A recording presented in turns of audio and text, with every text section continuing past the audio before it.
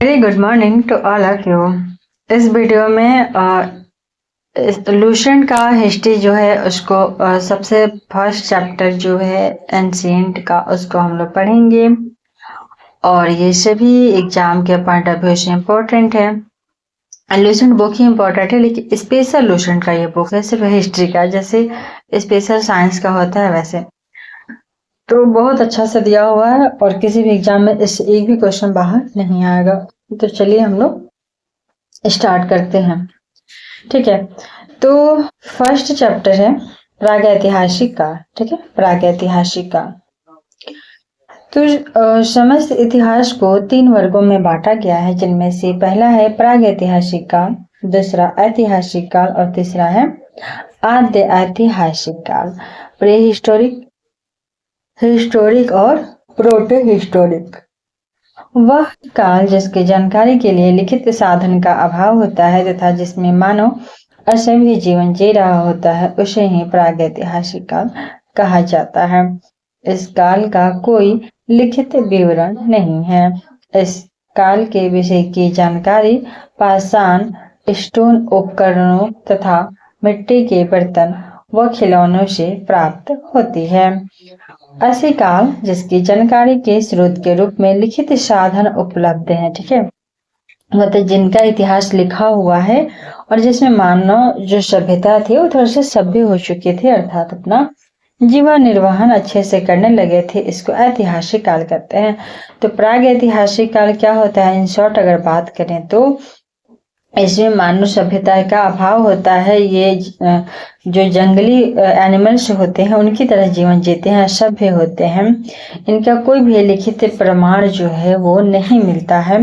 इनकी जानकारी सिर्फ किससे मिलती है, तो मिट्टी, खिलौने और बर्तनों से। ठीक है, वहीं जो ऐतिहासिक काल होता है इसमें लिखित प्रमाण मिलता है। वह काल जिसकी जानकारी के स्रोत के रूप में लिखित साधन उपलब्ध होता है, परंतु लिपि को पढ़ने में अभी तक कोई इतिहासकार सफल नहीं हो पाया। ऐसी सभ्यता या ऐसी इतिहास को बोलते हैं प्राक या पूरा या आद्य इतिहास। जैसे कि हड़प्पा सभ्यता, वैदिक कालीन सभ्यता। हड़प्पा सभ्यता जिसमें लिपि तो है भाव चित्रात्मक, परंतु अभी तक उसे पढ़ा नहीं जा सका है।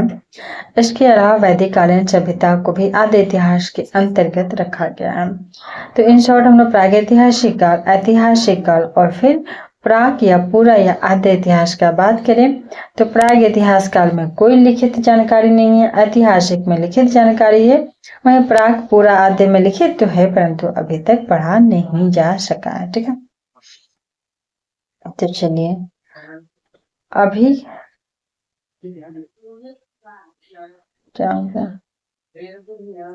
पाषाण संस्कृति क्या होता है।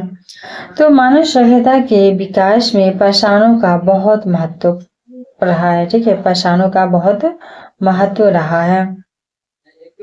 पाषाण से ही मनुष्य ने भोजन संग्रहित किया, पाषाणों से ही आवास बनाया, पाषाणों से ही कला सीखी और पाषाणों से ही आविष्कार किए गए प्राचीनतम कलाकृतियां पाषाणों पे पाषाणों से उत्कीर्ण जो है वो होती थी। पाषाण काल से ही जो मानव थे वो उन्होंने आविष्कारों की ऊर्जा अग्नि को भी प्राप्त किया। तो अगर क्वेश्चन पूछे कि अग्नि तो पाषाण काल से ही, पाषाण संस्कृति का ही देन है जिसमें से 9 पाषाण का है। ठीक है, समस्त जितने भी औजार हैं, हथियार हैं, आश्रय और मनुष्य खुद को रहने के लिए आश्रय, ये सभी के सभी पाषाण काल से ही प्राप्त होते हैं। पत्थर के उपकरणों की बनावट, जलवायु में होने वाले परिवर्तन के आधार पर पाषाण युग को 3 भागों में बांटा गया है। तो पाषाण युग को 3 भाग में किस आधार पर बांटा गया, तो जो भी जलवायु में परिवर्तन हो रहे थे उसके आधार पर, इसके अलावा जो वो हथियार बनाए थे, पत्थरों के औजार बनाए थे, उसके आधार पर पाषाण काल को 3 भागों में बांटा गया है। पहला है पूरा पाषाण काल, दूसरा मध्य पाषाण काल और तीसरा है नवपाषाण काल। तो पूरा पाषाण काल पैलियोलिथिक, मध्य पाषाण काल मेसोलिथिक और नवपाषाण काल होता है नियोलिथिक एज।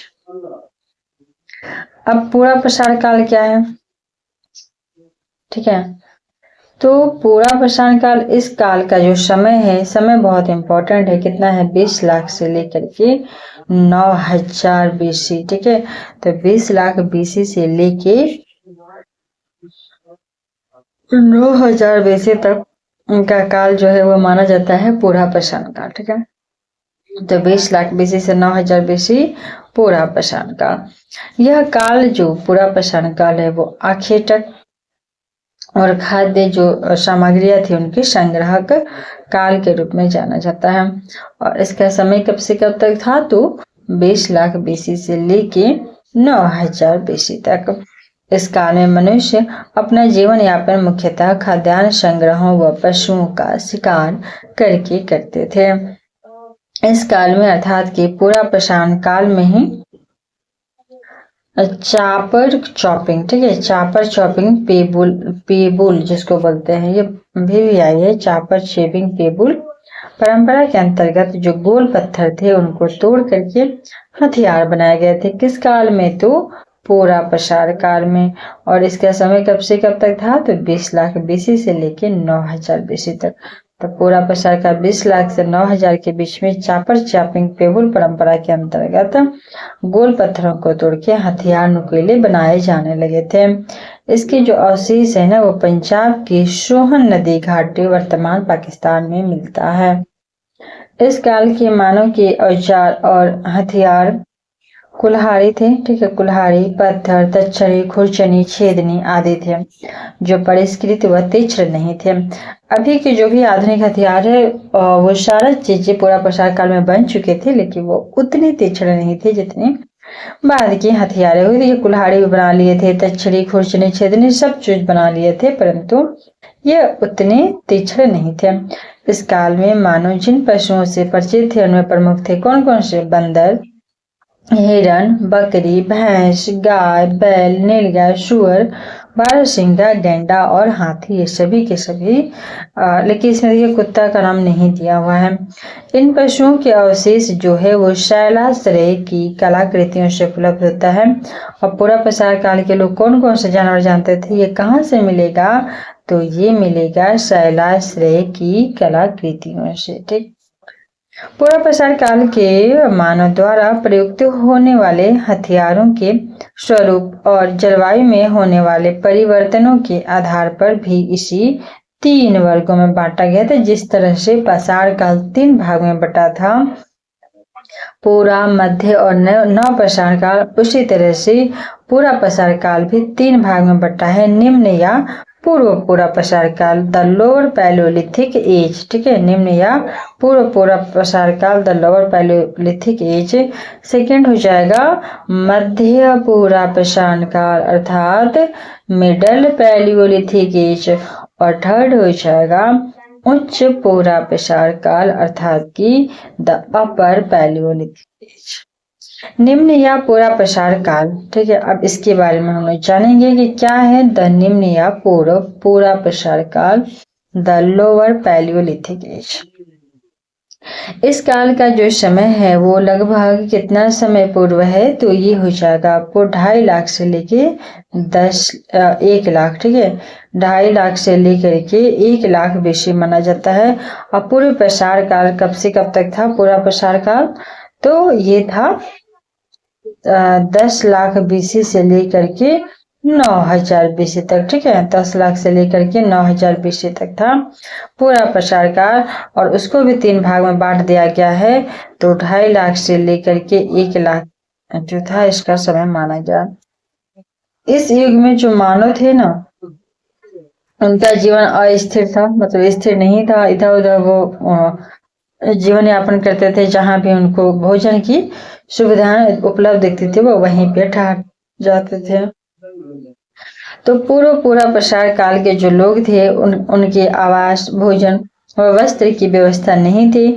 मानव जो थे पूरा पाषाण काल के या निम्न पूरा पाषाण काल के वो लोग क्या करते थे, तो शिकार करके अपना भोजन को संग्रह करते थे, ठीक है। इस काल के समय अधिकांश समय जो था वो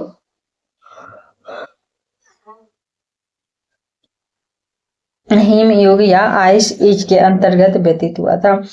तो इस समय पृथ्वी पे बहुत ज्यादा क्या थी, आइस थी, क्योंकि पृथ्वी का खुद का बन रहा था, ठीक है, उस समय संरचनाओं का विकास हो रहा था। तो उस समय जो था ना वो हिमयुग आइस एज के अंतर्गत व्यतीत हुआ। ठीक है, इस युग के हथियारों में प्रमुख थे क्या? हैंड एक्स, खंडक उपकरण, चॉपिंग टूल्स, कोर एवं फलक फ्लेक उपकरण और विदरणिया क्लीवर्स। इस युग के हथियार जो थे वो बेडौर होते थे, भौंडी आकृति के होते थे, मतलब कुल मिला के बस वो हथियार बनाना भी सीखे ही थे। ठीक है, भारत में इस संस्कृति के दो प्रमुख केंद्र हैं, जैसे उत्तर पश्चिम में सोहन, जो भी कहाँ है? पाकिस्तान में सोहन नदी के किनारे है, और पेबुल चॉपर चॉपिंग जो संस्कृति है, और दक्षिण भारत की हैंड एक्स क्लीवर परंपरा या मद्रासीन संस्कृति। ठीक है, तो यहाँ पे जो सोहन पाकिस्तान में था वहां को मिला है पूरा पसार काल के साक्ष्य, और इसके अलावा इस संस्कृति को और क्या नाम दिया गया है? तो पेबुल चॉपर चॉपिंग संस्कृति, पेबुल चॉपर चॉपिंग संस्कृति।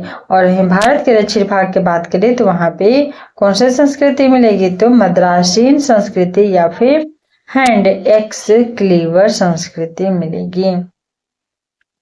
इस काल का मानव भोजन संग्राहक फूड गैदर या भोजन उत्पादक फूड प्रोड्यूसर नहीं था। ठीक है, तो इस समय जब पूरा यह प्रसार काल चल रहा था, उसमें से भी निम्न, ठीक है, निम्न पूरा प्रसार काल चल रहा था, तो उस टाइम जो था, जो मनुष्य थे वो भोजन को संग्रहित नहीं करते थे, ना ही भोजन को उत्पादित करते थे। वो बस जहां से भी मिले कंदमूल या फिर जंगली जानवर का शिकार करते थे।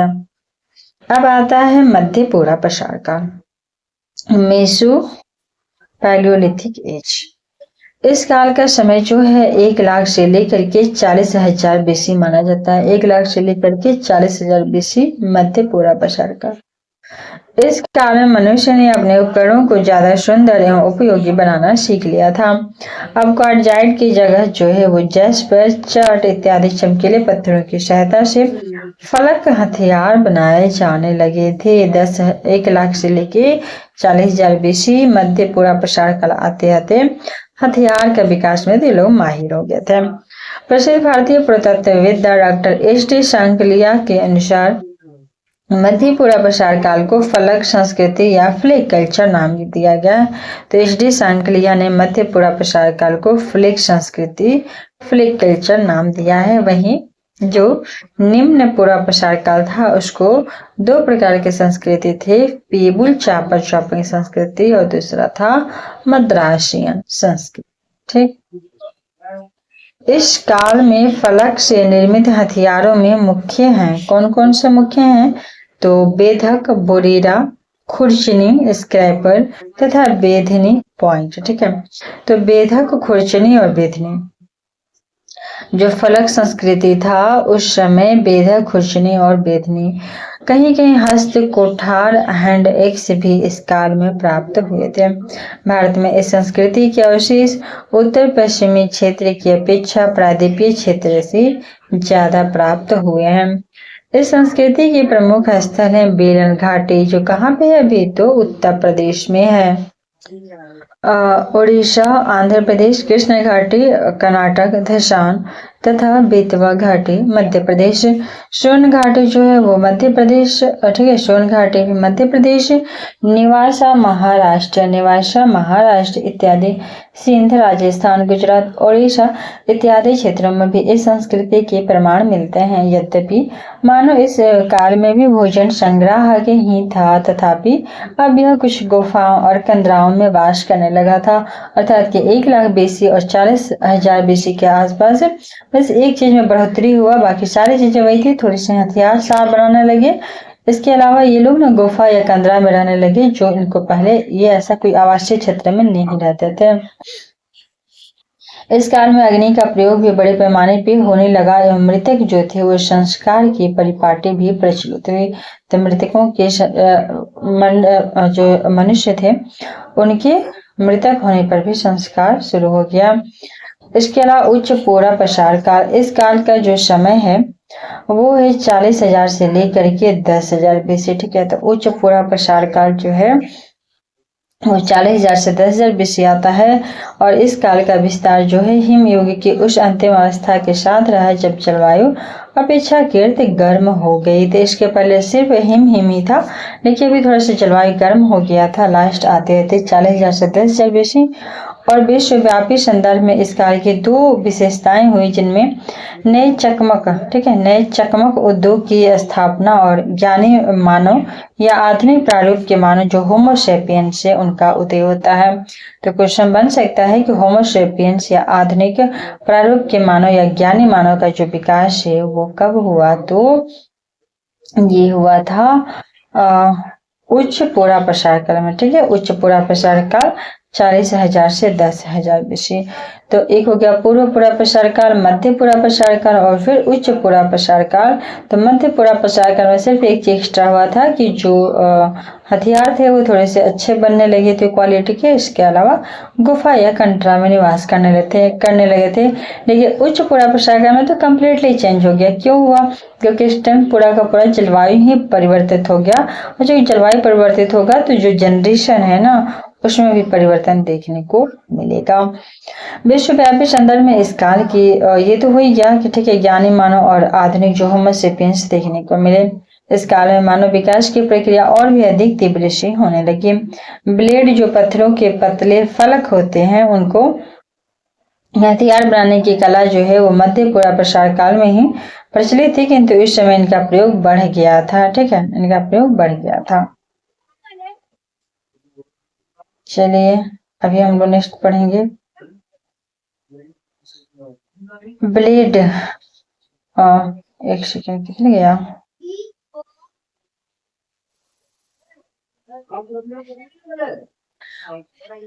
मध्य पूरा प्रसार काल ये तो हुई क्या ना?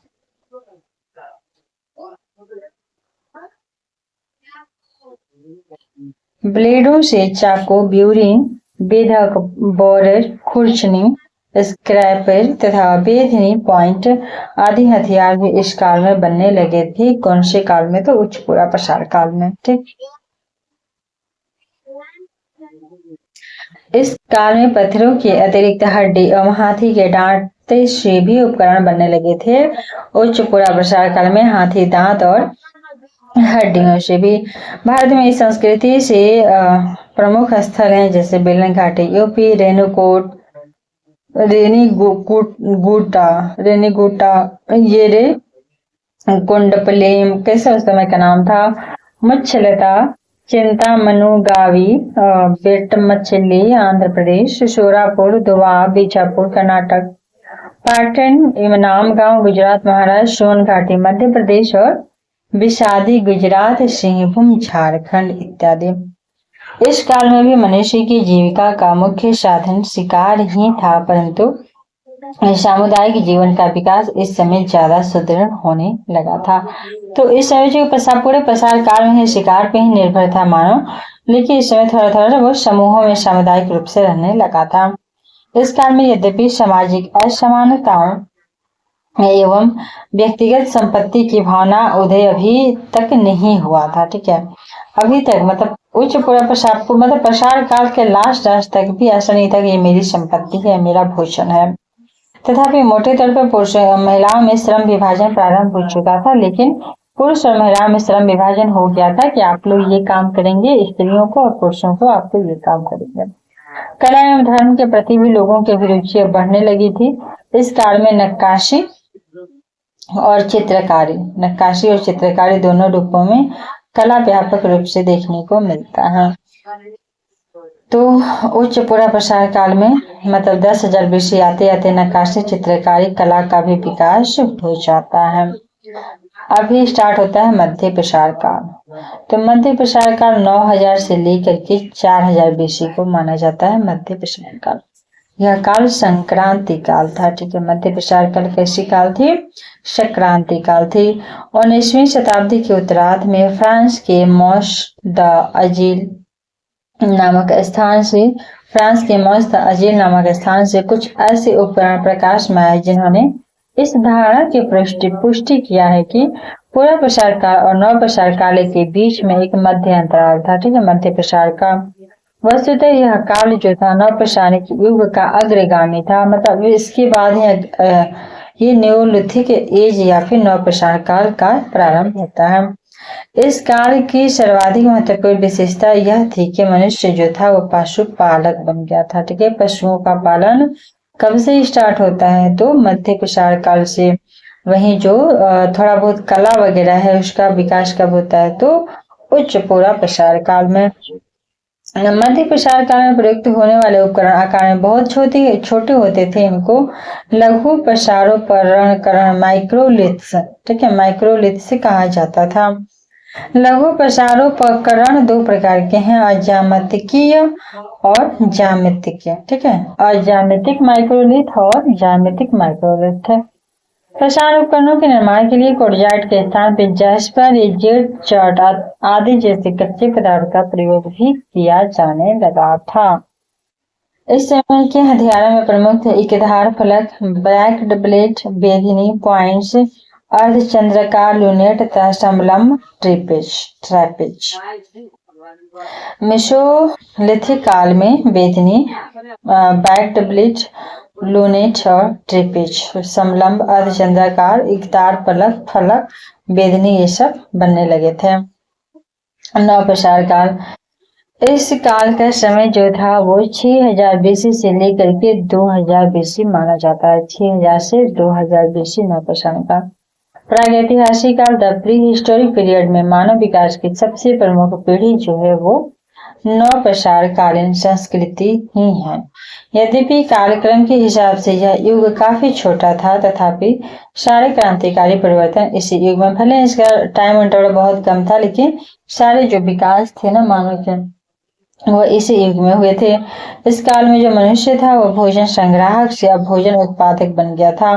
तो देखिए, मध्य प्रसार काल में तो मनुष्य जो पशुपालक बना था, और नव प्रसार काल में जो मनुष्य था वो भोजन उत्पादक बन गया था। अब अस्थायी बस्तियों की स्थापना भी होने लगी थी। इसके कारण जब अस्थायी रूप से मनुष्य रहेंगे तो उनको भोजन की आवश्यकता होगी, और भोजन अस्थायी रूप से मिलने के लिए कृषि एवं पशुपालन का धीरे धीरे विकास होने लगेगा।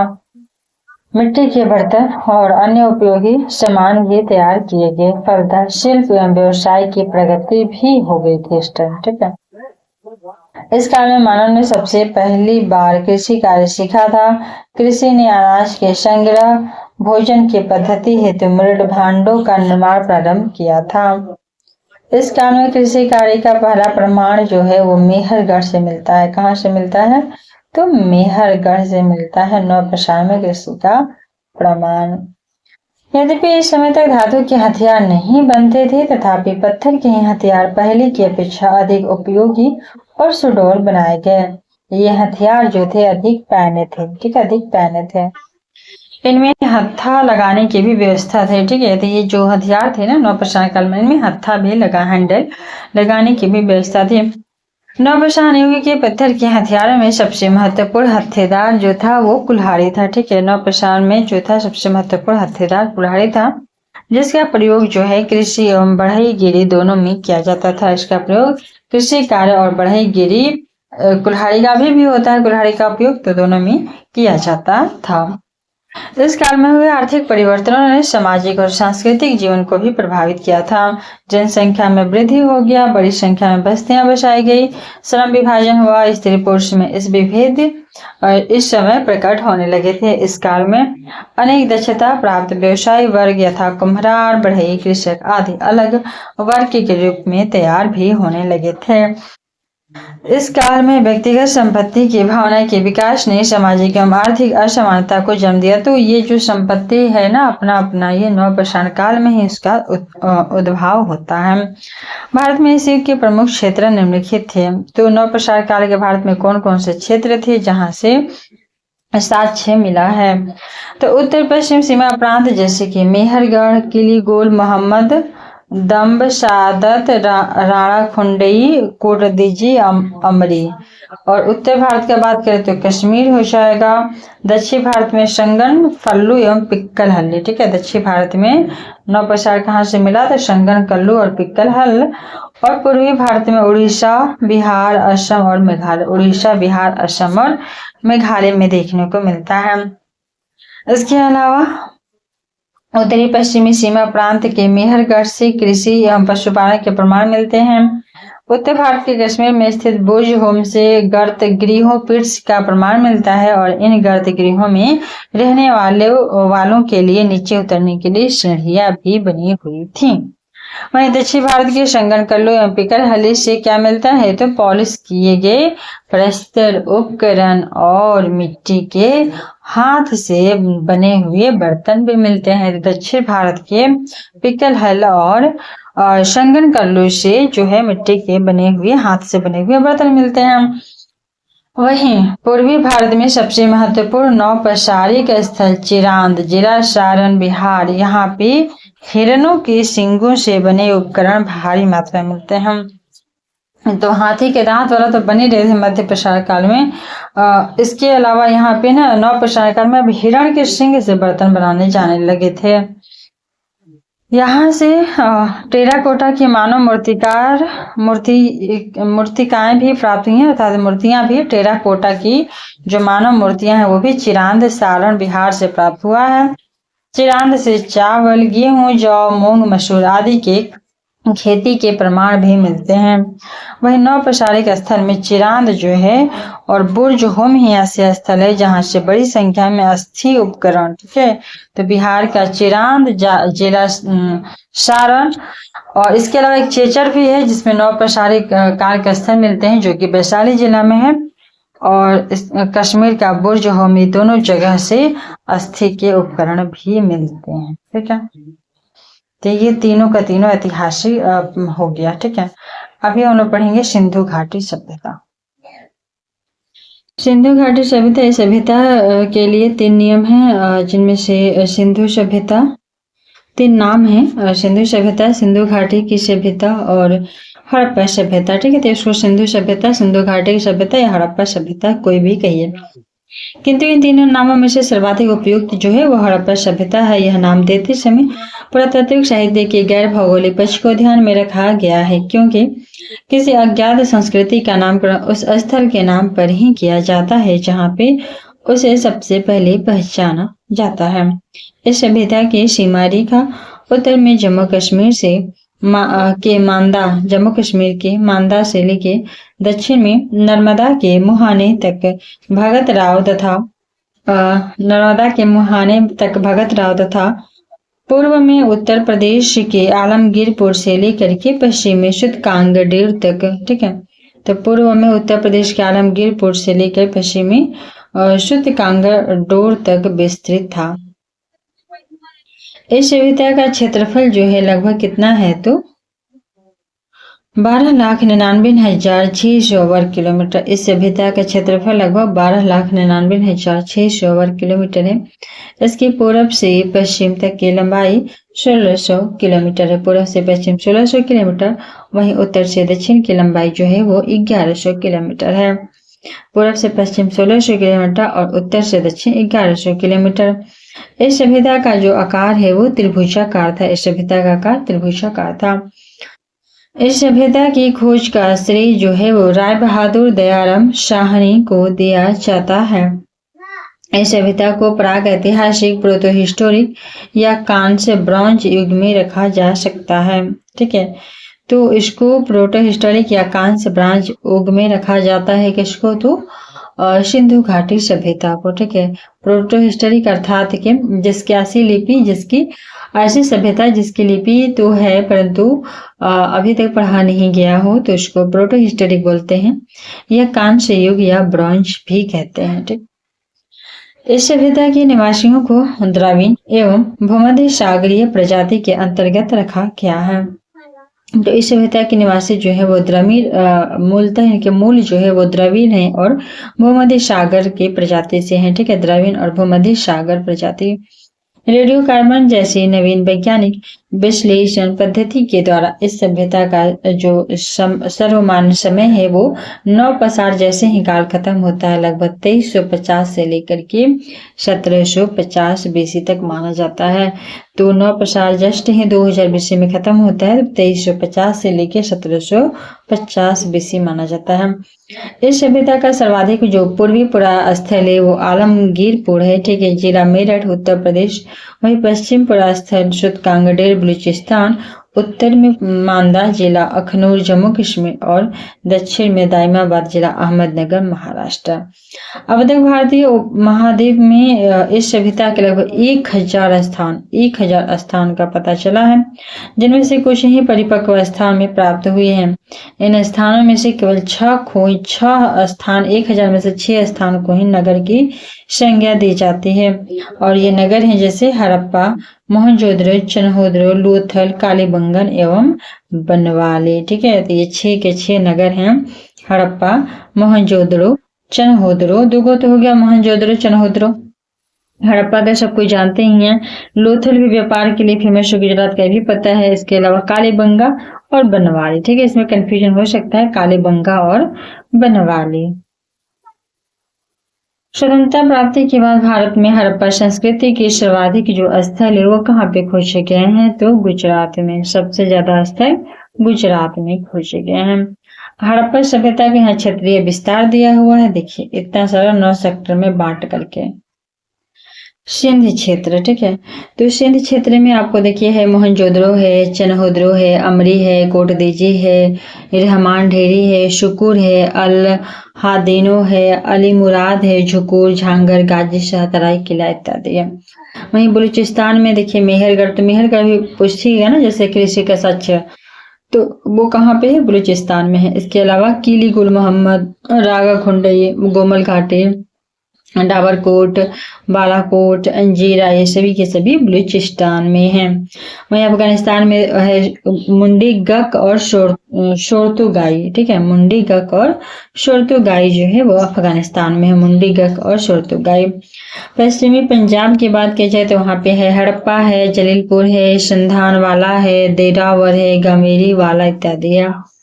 गुजरात में धौलावीरा है, लोथल है, सुरकोटदा, भगवतराव, रंगपुर, रोजदी, देशरपुर, प्रभासपट्टनम इत्यादि क्षेत्र वहां पे हैं। वहीं राजस्थान की बात करें तो वहां पे कालीबंगा है, शीशवाल है, बाड़ा है, हनुमानगढ़ है, छुपास इत्यादि हैं। उत्तर प्रदेश में आलमगीरपुर, मानपुर, बड़गांव, हुलास। ठीक है, आलमगीरपुर, मानपुर, बारगांव, हुलास उत्तर प्रदेश में। वहीं हरियाणा में लगभग बनवाली, राखीगढ़ी, भगवानपुर। तो बनवाली, राखीगढ़ी ये इंपॉर्टेंट है क्योंकि ये बनवाली जो है ना वो शहरी क्षेत्रों में है, तो वो हरियाणा में स्थित है, और राखीगढ़ी भी हरियाणा में है, भगवानपुरा भी हरियाणा में ही है। ठीक है, पंजाब में रोपड़ हो जाएगा, रोपड़ तो पता ही है पंजाब। इसके अलावा संघोल हो जाएगा पंजाब में, सरायखोल भी पंजाब में है, और फिर कोटाल निहंग भी है पंजाब में। ठीक है, तो कोटल निहंग भी पंजाब में है, सरायखोल भी पंजाब में है, संघोल और रोपड़ भी पंजाब में देखने को मिलता है। हड़प्पा सभ्यता को उद्गम एवं विकास के दृष्टिकोण से 4 चरण में विभाजित किया गया है। प्रथम चरण पूर्व हड़प्पा, मेहरगढ़। द्वितीय चरण आरंभिक हड़प्पा, ठीक है, जैसे अमरी, और तृतीय चरण परिपक्व हड़प्पा अर्थात की कालीबंगा, और चतुर्थ चरण जो है उत्तर हड़प्पा लोथल में बांटा गया है। तो अगर पूछिएगा कि हड़प्पा सभ्यता को उद्गम एवं विकास के दृष्टिकोण से कितने चरण में बांटा गया, तो 4 चरण में, प्रथम, द्वितीय, तृतीय और फिर चतुर्थ। तो प्रथम में क्या हो गया, पूर्व हड़प्पा, द्वितीय में आरंभिक हड़प्पा, मतलब पहले फिर आरंभ हुआ, द्वितीय में, तृतीय में परिपक्व हो गया था, और चतुर्थ में तो वो बहुत ज्यादा उत्तर हड़प्पा बहुत ज्यादा परिपक्व हो गया था। तो सर्वाधिक पूर्वी स्थल का बात करें तो वो हो जाएगा आलमगीरपुर, जो कि उत्तर प्रदेश में है। हड़प्पा सभ्यता का अंतिम अवस्था, लास्ट फेज है यहाँ पे।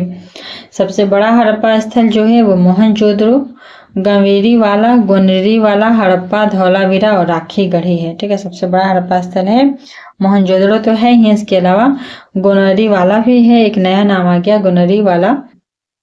उसके अलावा हड़प्पा, धौलावीरा और राखीगढ़ी।